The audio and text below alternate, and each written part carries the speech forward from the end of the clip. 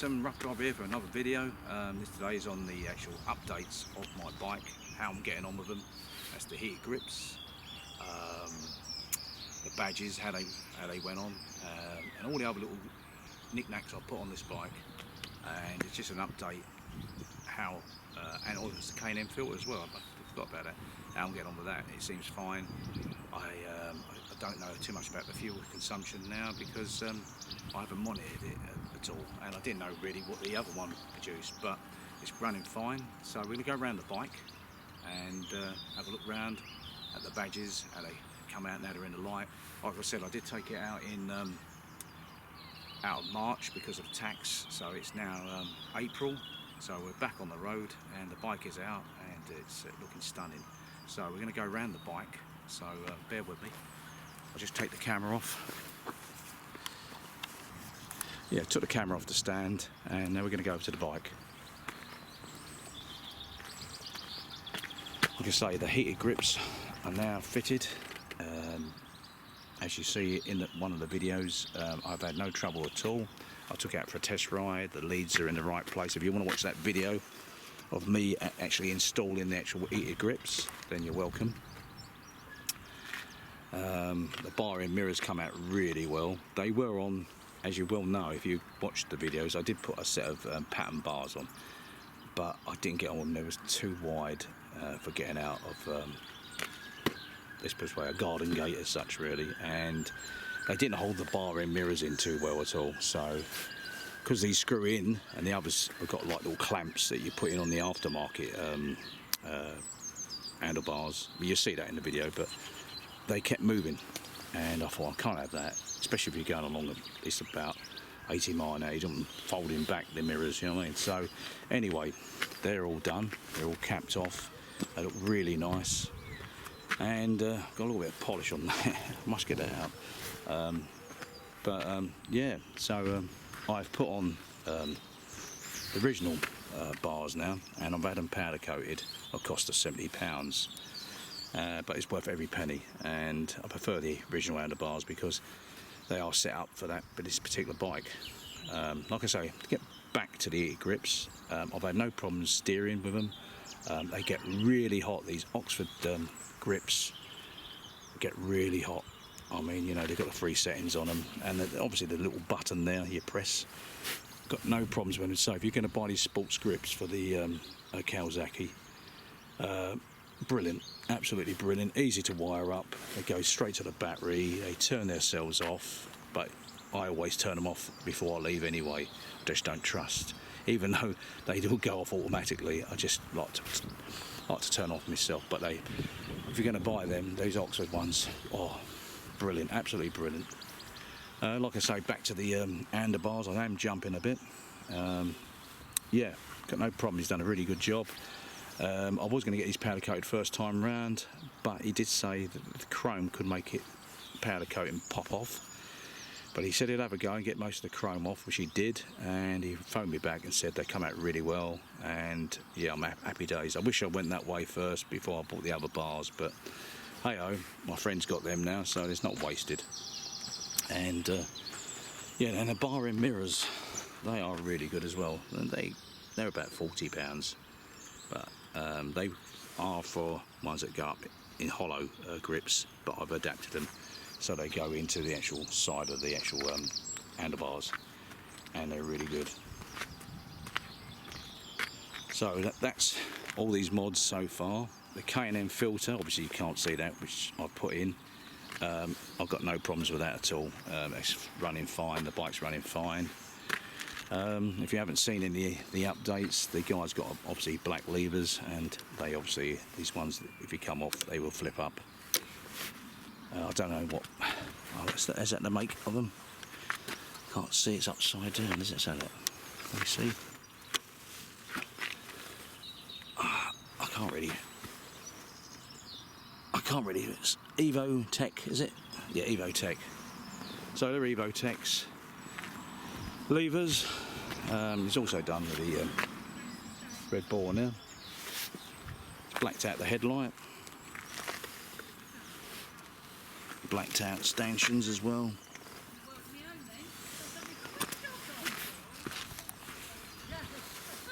just trying to go around it nice and slowly. I'm very proud they got the old, obviously, if you haven't seen like the updates before, the guard on there, the 900 guard, the radiator guard. Got power bronze, crash bungs. Got the old little cheap little 900 things that you can buy on the net just to block up the little holes. What else we got? Bobbins at the back for the paddock stand if you want to use a paddock stand. 900 RS sticker for the tank. Right, it's also got, obviously, if you haven't seen the update videos on there, it's also got the Olin shock as well fitted. So it's really got SE spec, except for the front, which I don't know too much about. That has been done, I don't know. Extendable mudguard on the actual front mudguard, or fender you want to call it, if you're in America. It's obviously the power bronze on this side. Black heel plates. Everything's, like I say, is blacked out. And obviously, I can get back past here. The back end. That's obviously a Japanese import. It's extendable back end, longer than the normal back end, so it's more in the retro look of the old 900s. And have I covered every part of this? Well, my next mod on here is take that can off and get a Leo Vance can. So that's my next mod. But as you can see, the bike is stunning, absolutely stunning. And I've not ridden a Triumph for a while yet. It's still for sale, but I'm going to pull it off because at the end of the day, I'm not going to sell my Triumph. I'm going to keep it because that is just as nice as this, but this has just got the edge.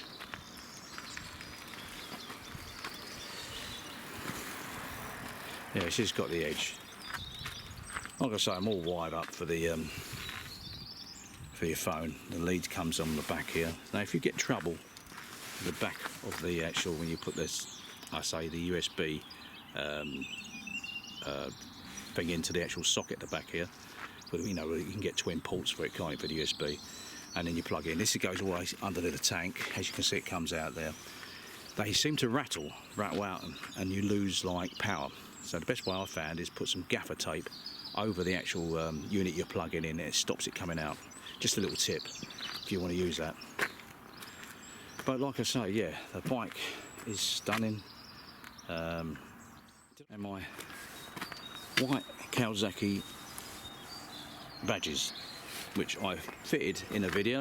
All these videos you can actually watch on here, and they come out really well. So I was doubting myself. First time I ever fitted most of this stuff on here.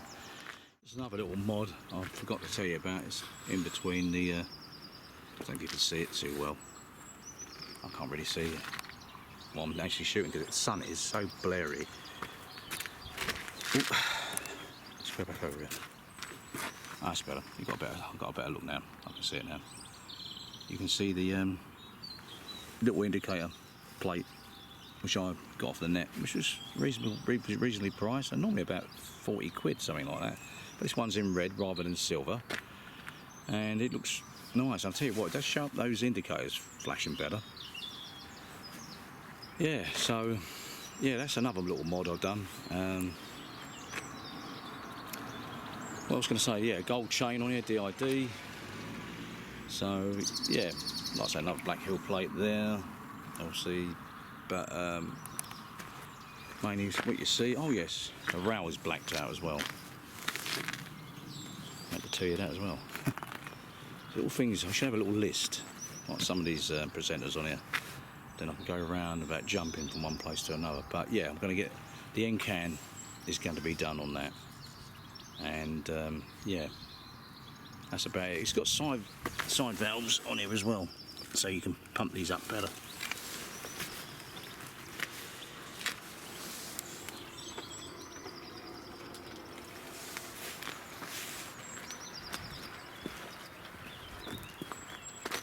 I'm really pleased with it, I must admit.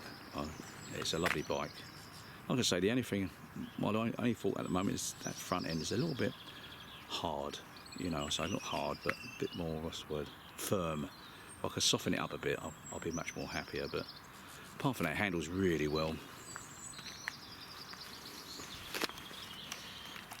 Another thing I've done, which I didn't mention before, the twin horns. I put them on because on these bikes, if you stand back, they look odd, you know, if it's just one. It's hard to get them so they're really central. I've got them as central as I could. I bought another, what's the word, another horn off of eBay to match up, another Kawasaki one. It didn't cost me too much, and I bought some wiring off a link wiring off of an Enfield, and twinned them up, and as soon as you press them, just turn them on, see, they get sound like.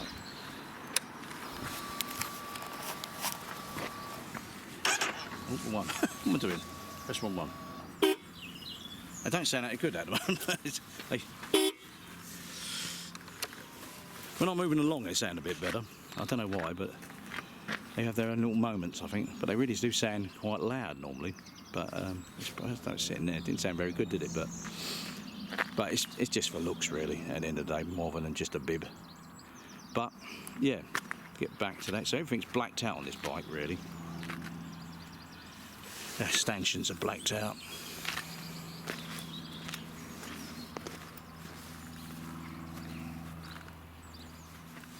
Put that back down. Got a quad lock on here, obviously.